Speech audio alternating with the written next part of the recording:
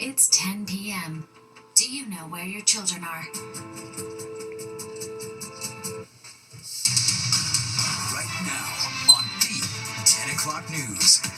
Two casinos hit the jackpot, clearing a major hurdle that gets them closer to obtaining one of those precious downstate gambling licenses. In a brazen robbery in the middle of the day, a masked man holds a 99-year-old man at gunpoint and gets away with $20,000 in cash. But first, breaking news. The man who once led America's top law enforcement agency facing felony charges, a stunning indictment of ex-FBI Director James Comey accused of lying to Congress. Welcome to the 10 o'clock news. I'm Natasha Verma. And I'm Steve Lacey. Longtime adversary of President Trump fast react, claiming he is innocent. Prosecutors have seemingly been facing pressure from the president to bring charges, raising questions over prosecutorial independence. And we have live team coverage for you tonight. Criminal defense attorney Dante Mills is standing by to break down the case for us. But first, Sharon Crowley has the details on how we got here. Sharon. That's right, Natasha. Former FBI Director James Comey is expected to surrender tomorrow on charges of making false statement 5 years ago while he was testifying before Congress and obstruction of a criminal proceeding. Now, the indictments come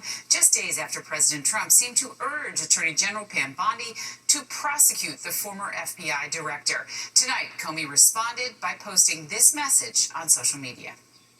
My family and I have known for years that there are costs to standing up to Donald Trump, but we couldn't imagine ourselves living any other way.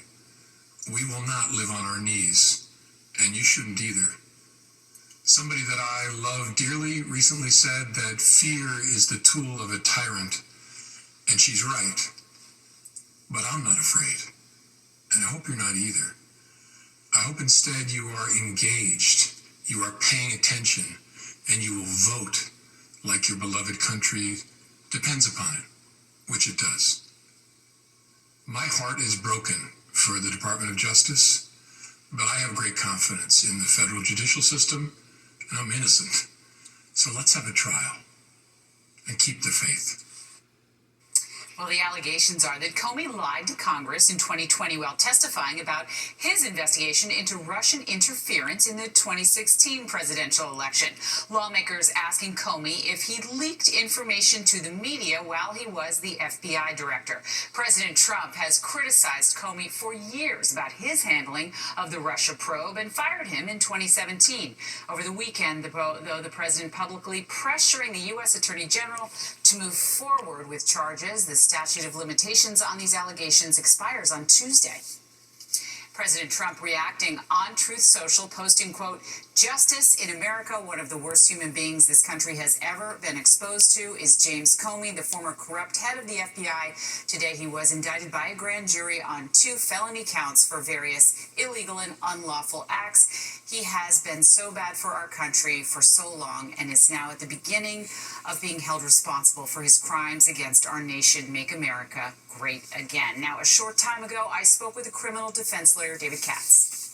This all goes back to the Russia investigation and supposed leaking or mishandling of documents that are alleged against Comey. The Trump administration allegation against former FBI Director Comey is that he lied to Congress, which would be perjury, and that by lying to Congress, that stopped Congress from getting to the bottom of what Congress was investigating, thereby obstructing Congress's investigation. So what we're learning tonight is that Comey is expected to turn himself in tomorrow. If convicted, he could face up to 5 years in prison. The still developing story, Natasha, will keep you posted. All right, Sharon, thank you so much. And criminal defense attorney Dante Mills joins us live in studio. Thanks so much for joining us. Thank you for having me. This is a stunning indictment of a former high-ranking law enforcement official. What's your reaction to this indictment? There's a few things. One, I don't know if it's stunning because President Trump has been pushing this narrative and saying that James Comey should be prosecuted. And in fact, we know that the Attorney General was actually replaced in that district for an effort to prosecute the likes of James Comey. So this is about perjury and obstruction of justice. They're saying that he lied when he said that he did not authorize a leak of information and that he should be prosecuted for it. I'll say this. Attorney generals, district attorneys, they have the ability to decide what kind of crimes they want to go after, but I choose to trust the system. This still has to go to a jury. And if a jury hears the facts of this case and decide he's guilty, he'll be found guilty. If not, he won't be found guilty despite the fact that the president wants him to be prosecuted. So we have checks and balances in place. I'm going to ask everybody to just take a breath, let the system play its part, and a jury is going to determine, members of our peers in our community is going to determine if he's guilty or not. You know, and as she alluded to, we've seen the president post on social media countless times about Comey. This is something, as you said, we've seen coming for a long time. Can the president's own social media posts be used as part of Comey's defense in a trial? So that's a tricky question, because they can say this is malicious prosecution or selective prosecution and point to the president's own words. However, the president's words now won't determine whether or not James Comey committed perjury 5 years ago.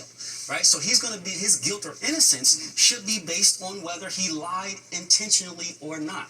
Perjury is a tough charge to prove, because you have to show that there was intent. He lied on purpose, not just he was mistaken or by accident. So now the jury is going to have to decide that whether the president wanted him to be indicted or not. The jury gets to decide what happened 5 years ago and if he should be found guilty. Based on what's publicly known now, how strong is the government's case on that perjury charge? Perjury charges are always difficult to prove, again, because of that intent factor. That's something you have to prove, that he intentionally went into that room and said, I know the truth, I know what they're asking me, but I'm going to misdirect them and lie to them anyway. Getting into someone's head and saying he did it on purpose is tough. So unless you have him with some communication with other people or something very stark where it says clearly he knew he was lying, it's a tough case to prove, because he can always just say, oh, I misunderstood the question. And a lot of times that is easy enough for defense. We also saw his daughter, who was fired as a prosecutor in the SDNY. That's an interesting part of this story. She was prosecutor. She worked on the Ghislaine Maxwell prosecution in particular. Sort of paint the picture here. You've got the FedGov, Lisa Cook, who he wants her prosecuted on charges related to mortgage fraud. Same with Tish James. We've also heard Adam Schiff, John Bolton. He was brought up on documents charges. Sort of paint the picture of where you think this goes from here, given what the president has said he wants to do. Well, if we're having an honest conversation, I think selective prosecution is happening. I don't know if it just started right now. It may have started in the last administration. That happens, but like I said, if you're the attorney general or the district attorney, you can decide who you want to go after. But I'm just going to remind everybody that just because a prosecutor decides to prosecute someone, whether it's for mortgage fraud or anything else, that doesn't mean they're guilty. A jury still gets to decide that based on the facts. A defendant still gets to present his case and say, they wanted to go after me and they tried, but I didn't do this. Here's the proof I didn't, or they can't prove that I did, so I shouldn't be found guilty. So yes, I think malicious prosecution or selective prosecution is happening, but I'm thankful for the system that we have, where we do have that check and balance, where it's a jury who's going to determine if someone is guilty or innocent or not. And the second part to that is, if they are found not guilty, then they can file a civil claim for selective prosecution and say, you knew I wasn't guilty and you prosecuted me anyway. And their case will be strong if a jury backs them up and says, we don't think you're guilty. Okay, well, we got to leave the conversation there. Dante Mills, thank you so much for joining us. Thank you for having me. And of course, for the very latest updates on the Comey indictment, you can download the free Fox local app. All right, turning to the forecast, taking a live look outside. September is typically cool and crisp, but we've been hit with a real blast of humidity of late. Yeah, Chief Meteorologist Nick Gregory joins us now for a first look at the forecast. It just feels so soupy out there. It really does, like a July, August evening. And along with that, too, there's been some showers moving through. But you can see last couple of frames there, how that all kind of fizzles apart here. So there still are a couple of showers moving through. We'll see some of those as the rest of the night goes along. But the threat of any thunderstorm activity now is pretty much over. But look at the temperatures. We're still pretty mild. Low 70s, Poughkeepsie down to White Plains, mid 70s, Midtown, 73 to Belmar, mid to low 70s across Long Island, and 60s as you head off to the west. And our dew point numbers here is that humidity, right? Upper 60s to lower 70s. Pretty uncomfortably humid as the wind continues out of the south and southwest tonight, about 5 to 10 miles an hour. It'll become more westerly tomorrow. All right, here's the big picture again. So those lines of showers and storms kind of moving off to the east, a couple more off to the west here. So you're going to see in our futurecast overnight that we can't really rule out a couple more showers, but for the most part, it's clouds, a little patchy hazy fog, and then tomorrow will start out that way, upper 60s to near 70, and sun breaks out. That's going to send the temperature right on up through the 70s into the low 80s, and at least the first half of the weekend looks good, but it looks like the second half of the weekend may have some problems. Natasha? All right, Nick, thanks so much. In developing right now, the power is back on at Grand Central after a brief outage. This video is showing the terminal in the dark. The FDNY telling Fox 5 it all started around 8:30 with a report of a power outage and people stuck in elevators because of it. 5 people had to be rescued. No one was hurt. And most importantly, the brief power outage didn't impact any train service. A tractor trailer overturned on the Bruckner Expressway in the Bronx. Video from Citizen App shows the scene near exit 7 on the northbound side. It happened around 6:30 tonight. The FDNY says hazmat teams were called in to deal with a fuel leak, and one person was taken to the hospital. And developing right now, police are searching for this suspect. They say shot a 13-year-old boy in the head in Cambria Heights, Queens on Monday. The victim's family announced yesterday that the teen died in the hospital after being taken off life support. Multiple law enforcement sources telling Fox 5 the shooting was gang-related. And a horrific crime in Upper Manhattan that the family of a 99-year-old victim says caused him to have a stroke. All right, his grandson speaking to Fox 5 in an effort to help catch the man behind the gunpoint robbery. And the mayoral race heating up with a fight between 2 candidates over alleged bribery. The accusations being lobbied between Curtis Sliwa and Andrew Cuomo. All right, casinos play their ace. 2 locations now have community board approval to move forward in hopes of landing a downstate license. It is something 3 other locations have not been able to achieve. Fox 5's Richard Jacobs is live in the newsroom with what's on the table. Richard? We've heard every cliche, Natasha and Steve, at this point. What city is rolling the dice on a new casino? Who's gotten dealt a bad hand? But one we haven't heard, which one is a sure bet? And today, a win-win for 2 casino proposals, neither of which are in Manhattan. 2 separate community advisory committees approving 2 separate casino proposals in both Queens and Yonkers today. Resorts World, New York City and Queens, and MGM Empire City Casino in Yonkers, both surviving a crucial vote and advancing to the state's 4-member gaming facility location board.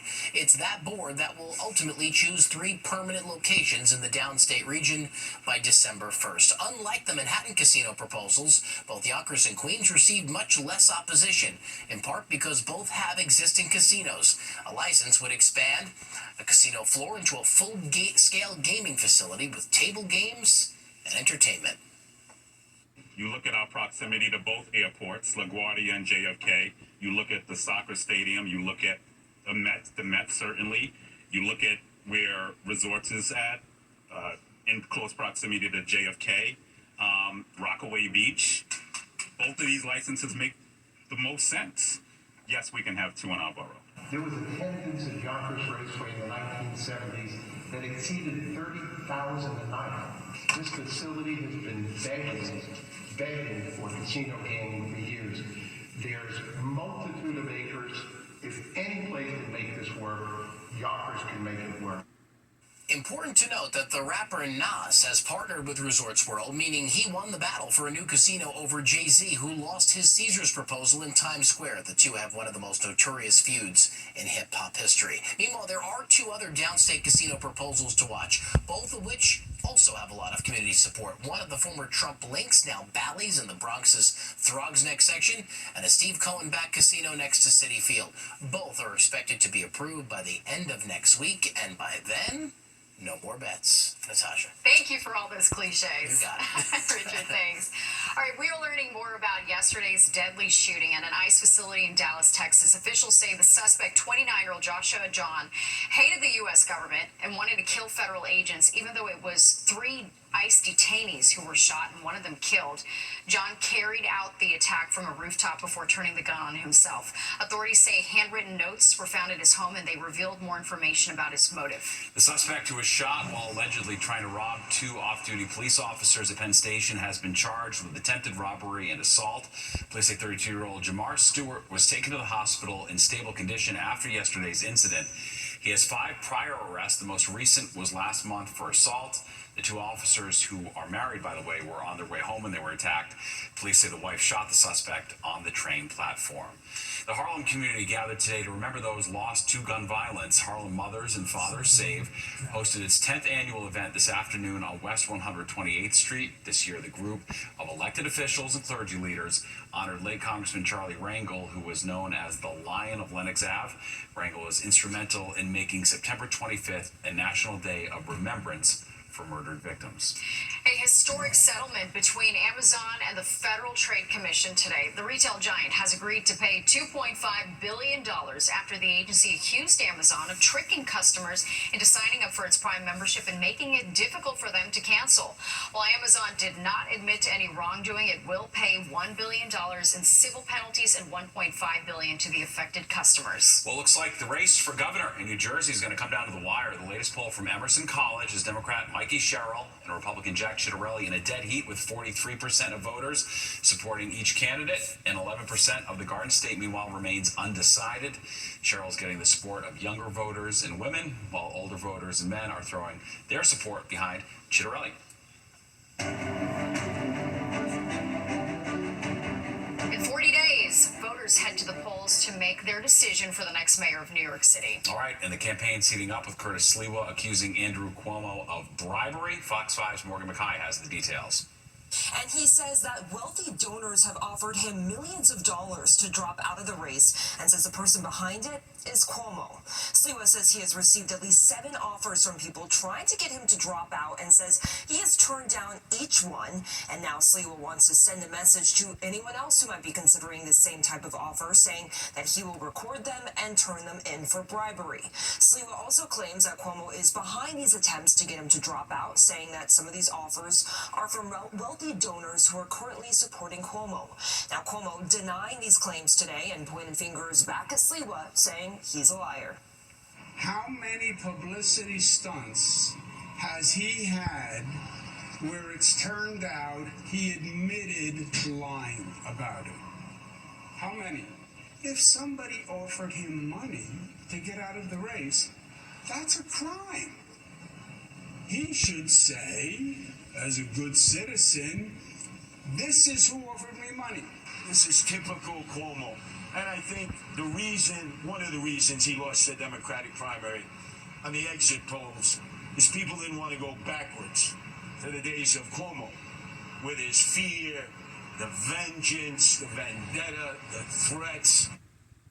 Now, Mayor Eric Adams also denies claims that he has received offers of millions of dollars to drop out of the race. Adams hasn't held a campaign event in 6 days now, but insists that he's still in the race. But a Fox News poll released today has Zohran Mamdani almost 20 points ahead of his closest competitor, who is Cuomo, and has Adams polling at 7%. Adams was asked how he's planning to overcome his low polling numbers over the next 40 days, and he points to his ongoing case to get public matching funds, which have so far been denied to his campaign due to his now dropped criminal case.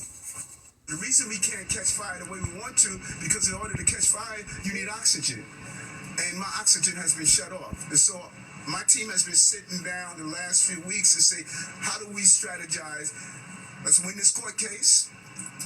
Let's continue to hammer the pavement to get the dollars we need to communicate. Now, independent candidate Jim Walden, who dropped his bid for mayor earlier this month but will still remain on the ballot, just announced a short time ago that he will be endorsing Andrew Cuomo in the mayoral race. All right, Morgan, thank you so much. And coverage of the race for mayor continues tonight on Battleground NYC. The fight for your vote with host SE Cup. Watch right after the 10 o'clock news, or you can stream it on the free Fox local app. Giving young athletes the chance to excel on the hard way. The Brooklyn Nets and New York Liberty opening a new training facility, how it'll help teens reach their full potential on the court.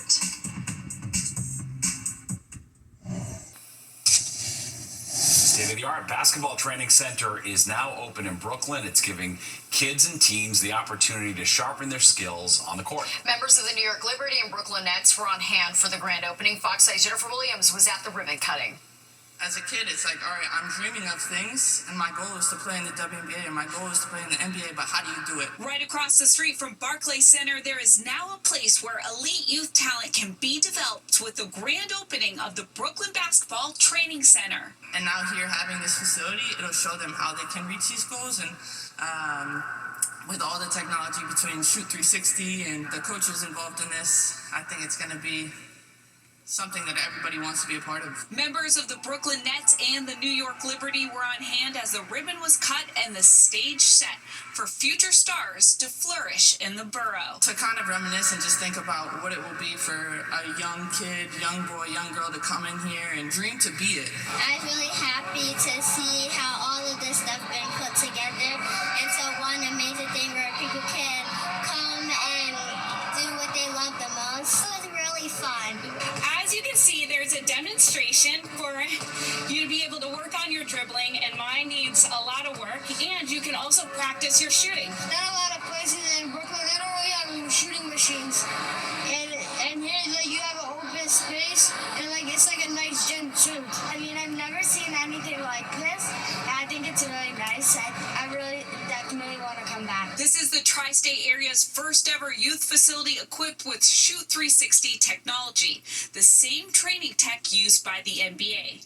So kids get feedback in real time and can improve their game on the spot. Show you your percentages and like what you could work on. I need this at my house. It's a great opportunity for the community to be here. There are clinics open to the public. You just have to register online, and there is financial aid available for the after-school programs. In downtown Brooklyn, Jennifer Williams, Fox 5 News. Jeez, Jen's got to work on her ball handling skills and shooting. No, leave her alone. We got to stay there for a couple hours. It's good. Just a training facility. Yeah, that's right. Well, the clock stops for TikTok. President Trump says a long-awaited deal is in the works for a group of American investors to buy the app from a Chinese company. How this is going to impact users. All right, and several storms developing in the tropics. Nick is at the weather map tracking the possible threat to the East Coast over the weekend. You're watching the 10 o'clock news. And we continue to follow breaking news. Former FBI Director James Comey has been indicted on charges of making false statements to Congress. The criminal case connected to Comey's testimony in 2020 about the investigation into Russian interference in the 2016 election. President Trump has repeatedly claimed the investigation was a hoax and a witch hunt. Today's indictment was filed just days after Trump appeared to urge Attorney General Pam Bondi to prosecute Comey and other perceived political enemies. In a video posted after the charges were announced, Comey said he's innocent and his heart is broken for the Department of Justice. A 99-year-old landlord is held at gunpoint inside his property. Police say a masked suspect forced his way inside before making off with $20,000 in cash. All right, the victim now in the hospital after suffering a stroke from that traumatic ordeal. Fox 5 Jessica Formoso spoke with his grandson. It just hurts. It's just everything is so messed up. Joel and his family living a nightmare after his 99-year-old grandfather, Jose Tud, was attacked and robbed at gunpoint Monday morning inside his Washington Heights apartment building on West 187th Street. People just respect him. He's always respected here in Washington Heights. People just love him. He gives back. He helps. That's why this whole situation is just weird because of how it all unfolded. According to Mr. Thud's brother-in-law, who did not want to go on camera, he says Thud, who is the landlord of the building, got 2 phone calls that morning from the alleged suspect asking him to come outside, claiming he had something to give him. Police say the victim came out, opened the basement door, but right away knew something was wrong when he saw the suspect in a ski mask covered from head to toe. At that moment, investigators say Thud tries to fight him off, but the suspect pushes his way in. Once inside, he points a gun to the victim's throat and then his back, demanding the victim take him to his office, where he ran off with approximately $20,000. It's just bad. Just terrible things happen to him. Not worth it. Mr. Thud was taken to the hospital for 2 broken fingers and a laceration to his hand, but a day later he suffered a stroke. Joel says he's in critical condition. We're praying for him. He's a warrior. He's tough. He's super tough. I give that to him now. That man loves to move. So I'm more hurt by the fact that he has to be still right now, has to stay in the hospital bed, than not being able to do his daily routine and just walking around the neighborhood. Police believe the suspect knew his way around the building and knew exactly where Mr. Dur kept the money. He remains on the loose tonight. Anyone with information is asked to call Crime Stoppers. That number, 1-800-577-TIPS. In Washington Heights, I'm Jessica Formoso, Fox 5 News. Sean Diddy Combs back in federal court today. Diddy was handcuffed as his attorneys tried to convince the judge to overturn his conviction on prostitution-related charges. They argued that the case was an unjust use of the Mann Act, which is an anti-sex trafficking law. The judge says he'll issue a ruling in the coming days. Diddy is set to be sentenced on October 3rd. After months of uncertainty, President Trump says Chinese President Xi Jinping has approved a proposed deal to put TikTok under U.S. ownership. Trump signed an executive order today declaring an agreement is in place that will meet national security concerns laid out by the law, and it details about the sale are still unknown, but it's expected to be spun off into a new joint venture owned by a group of American investors, including tech giant Oracle. This is going to be American operated all the way, and great respect for President Xi, and I very much appreciate that he approved the deal. A Pew Research Center report says an estimated 43% of adults in the U.S. under the age of 30 say they regularly get news from TikTok, a higher percentage than any other social media app. All right, to the tropics now, where multiple storms are churning in the Atlantic. All right, Chief Meteorologist Nick Gregory is at the weather map with how things are looking. Nick. Yep, we got a couple to look at. Gabrielle, of course, has been around for a while, but Gabrielle is now up here in the central Atlantic, and that's heading out towards Portugal, of all places. We have Umberto, that's getting stronger, and this eventually is going to turn into Imelda, and this is the one we're going to have to watch maybe for a potential strike on the southeast coast of the United States. More on that in just a minute, but let's talk about Gabrielle. Again, you can see here on the satellite view, definitely doesn't look like it's tropical too much in nature anymore, but it's become what's called a post-tropical cyclone, and it's still pretty strong. It's got wind going up to about 70 miles per hour, and you can see the track then takes it again towards Portugal, Spain, and maybe even towards Morocco. So that's kind of a rare thing to have, to cross the Atlantic like that and end up causing problems there. So kind of an interesting fact.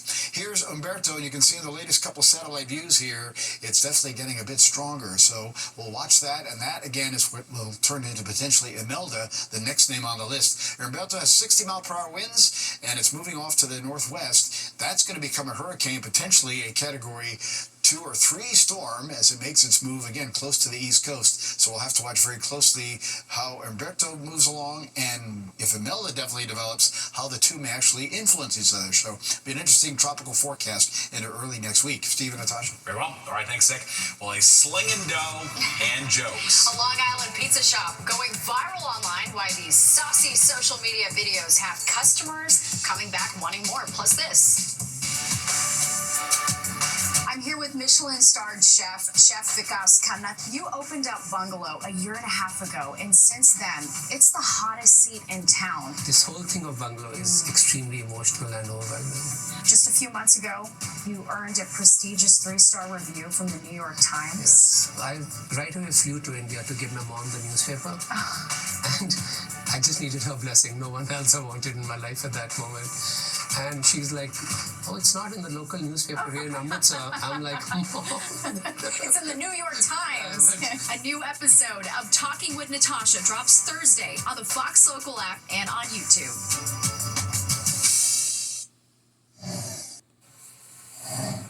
Welcome back. You know the customer is always right, but a Long Island pizzeria is turning the tables. The owner is poking fun at some of the orders that he gets. All right, Fox 5's Jody Goldberg introduces us to the man behind the viral hits. Hi, sir. How are you? Let me get a regular salad. Let's try it again. Anthony Lorino owns Phil's Pizzeria in Syosset. And after nearly 2 decades behind the counter, he says he's pretty much seen it all. I started doing what everybody else was doing and like posting pictures of chicken parmesan, you know, different stuff like that. But I just felt I needed to change something. So he changed recipes from food pics to skits about his daily encounters. Can I get a cold cheese slice? What kind of drinks you guys carry? We carry Pepsi products. All right, perfect. Can I get a small Coke? From strange orders. They want us to cut the pie, but not the pepperoni. To the so-called regulars. Can you get my usual, please? What's your usual? Like I had 500 customers in the last 3 days. Customers who can't make up their minds. Why is the door open? I like to see what kind of soda I would like to buy. Why do you think the door is made out of glass? Can I help you? Yeah, can I make an order, please? Sure, what would you like? Sure. Hold on. What do you guys want? Can I get, I feel like saying to these people, you don't have to keep saying, can I get between each thing you're ordering. Just give me the order. Even the salad sagas. We make our Caesar salad with the dressing on it. I'll see it go out to the table. The waiter will come back. They're like, oh, they want the dressing on the side. All right, make another one with the dressing on the side. I see it go back out to the same table, and the man or woman takes the whole thing of Caesar dressing and pours it all over the top of the salad. All of it is turned into viral videos. Gonna make me a fresh one? No, I'm gonna go in the dumpster out back and pick out the one I threw in the garbage last night. I write down what happened, and it becomes content for me. And Anthony tells me what you see online isn't how he runs the counter here. The roasting stays on social media. The world needs laughing. I think they're funny. You guys open today? Yeah, I answered the phone, didn't I? Coming in, I think of the TikToks and am I ordering something the wrong way? Are you gonna be busy tonight? Tens of millions of views later, and Anthony is still earning followers far beyond Long Island. People come here every day. I must take about a dozen pictures with people. As for the haters, We're actually making fun of our own job, what we have to deal with. We're not making fun of the person. Anthony says the best topping on his menu Excuse me, I'm ready to order. Oh, sure. is humor with every slice. What can I get for you guys? In Syosset, Long Island, Jody Goldberg, Fox 5 News. He's actually so funny. No, it's amazing. I see why. If you grew up in Long Island with somewhere else, you could look at that account and feel like you're home for a minute, you know? You're back, you Very see the authentic. accents and everything. Totally. All right, do you think you're in control of your day-to-day life? Well, a new study suggests otherwise. That's right. Why most of our daily decisions really aren't decisions at all.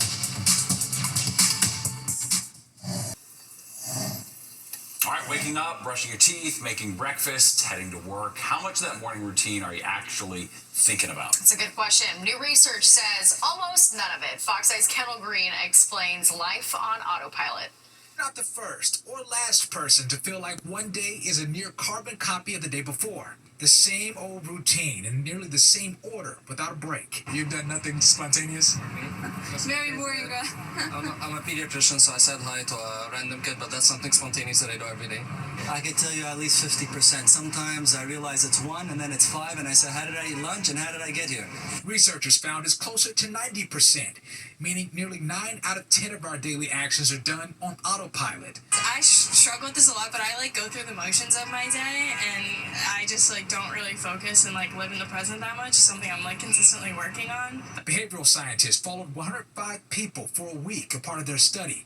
Through text, 6 times every day, they asked participants to report whether their actions were automatic or deliberate. They found 88% of daily behaviors were habitually executed, so repetitive they were done mindlessly. For example, brushing your teeth, catching the train, or driving to work. 65% of behaviors were habitually instigated, reactions triggered within our environment, like answering your phone or responding to an email. A clinical psychologist we spoke to about the study says the results could be a positive sign of consistency, as long as those behaviors are positive. These are good habits. We don't have to think about them. We don't have to put them off for another day. We don't have to be afraid of doing them, that we just naturally fall into them, especially, again, if they are healthy things for us to do. I think that is a great thing. These 2 doctors, after hearing about the study, say they want to make more of an effort to switch up the routine every now and then. Go walk by the beach. I'm from New Jersey, from Long Branch, so just walking by the beach and getting out of the mood of being in the hospital the whole time. Yeah. We're gonna ride this tram right now. News. Kendall Green, Fox 5 News. We're all just zombies moving along in this life. Sleepwalking through the day, indeed. Another day, another dollar. Oh, yeah. All right, let's get a check of the forecast now with Nick.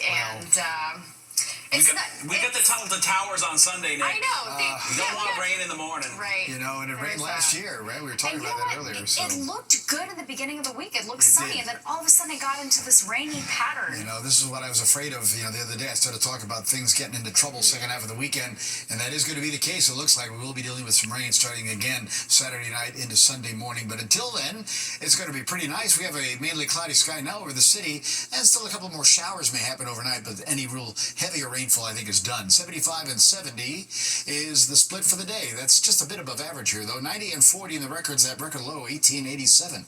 Right now in New York, 74, mostly cloudy, westerly wind, sign that things are changing right there. Humidity still up there a bit, dew point in the upper 60s, steady pressure 2974. Well, rainfall numbers, not all that impressive, unless you were at Scranton, of course. 2 3/4 inches there, but about a quarter to a third of an inch most of the rest of the area. Hey, listen, we'll take what we can get, right, because of that 6.5 inch rain deficit we've had for the year so far. All right, currently low 70s takes us from the Hudson Valley to Midtown 74, Newark 76 at 60s to eastern Pennsylvania, North Jersey, now low 70s for the Hamptons. But dew point numbers are still up there. They've dropped a little bit to the west here, but still is pretty humid out there tonight. And it'll be a little humid tomorrow, but not as bad as it's been the last 2 days for sure, because we're going to get more of a westerly wind that'll be taking over at about 5 to 10 miles an hour as we head into tomorrow. All right, on the close-up radar, not much left. Those showers kind of falling apart now. A couple more down by Philadelphia, and the wide view shows really not much else really happening. So we're still going to run the risk of a couple of showers overnight, but again, they're going to be few and far between. Highs for the day, mid and upper 70s, most spots, although Newark, Belmar, and Trenton taking to that 80 or greater mark. And tomorrow we're going to see a lot of low 80s around here with that west wind. 70s of Providence to Albany, 80s Philadelphia, Washington, D.C. on southward. You went westward, though, it stayed in the 70s from Cleveland to Chicago. There, the 90s again, down in towards the Carolinas. All right, on the wide view, you can see again that area of showers just kind of fell apart. Now moving through eastern New England. Notice a couple more showers back here in the Ohio Valley, but those aren't really going to come our way in the short term. We're going to get actually into this drier air, like I said, for tomorrow and for much of Saturday. It's when we get to Saturday night and Sunday that moisture that's down south here will start creeping up the East Coast, and you'll see that reflected in our forecast. But for tonight, well, we'll look for some clouds to still be around, a little patchy fog as temperatures go back to the mid to upper 60s most areas, and again, still just a touch humid out there. Maybe a quick shower south and east of the city out the door in the morning. Otherwise, lots of sun comes back tomorrow, and the temperatures respond. We're going back up over the 80-degree mark in most of the area. Not too much of a sea breeze tomorrow. Look at Belmar at 80 because we'll see the wind coming in from the west. All right, tomorrow night on into Saturday. Mid-50s, cooler suburbs, mid-60s in town. Now, Saturday's going to start with some sunshine, but that's going to give into clouds, and that will lead to some rain, as you're going to see by the time I get to our timestamp here, coming up from the south and west Saturday night. That's going to last into Sunday, too. Boaters winds west 5 to 10 tomorrow, 3 to 5 foot waves for the ocean. It's not as bad on the sound, but a moderate risk for rip currents coming up for tomorrow. Low tonight, 69 in the city. It's the middle 60s in the suburbs. That shower and thunderstorm threat kind of kicks in. For tomorrow, sunshine, clouds, nice warm day, about 82. And again, not much of a sea breeze tomorrow, so a lot of low 80s around here. Sun to clouds Saturday, showers at night at 79. Those showers stay for Sunday. But by Monday, well, we'll get back a little sunshine. Showers again Monday night and Tuesday in the 70s. The cooler weather and breezy weather will finally get here Wednesday and Thursday. We'll be back more with the 10 o'clock news after this time out. The news on Fox 5 brought to you by Nissan. Experience the thrill. Shop NissanUSA.com. Right. Blair Waldorf and Chuck Bass IRL. Teens are giving a glimpse into their extravagant Manhattan lives. That has the internet quickly making a comparison to Gossip Girl. All right, that's because their high school experiences are very different from what most American students experience. Fox 5's Liv Johnson caught up with some of the young influencers. Today was the first day of school, and I was so happy to be back in my uniform. Spend any amount of time on TikTok, and you're destined to come across a day-in-my-life video. Creators taking their followers along on a typical day for them.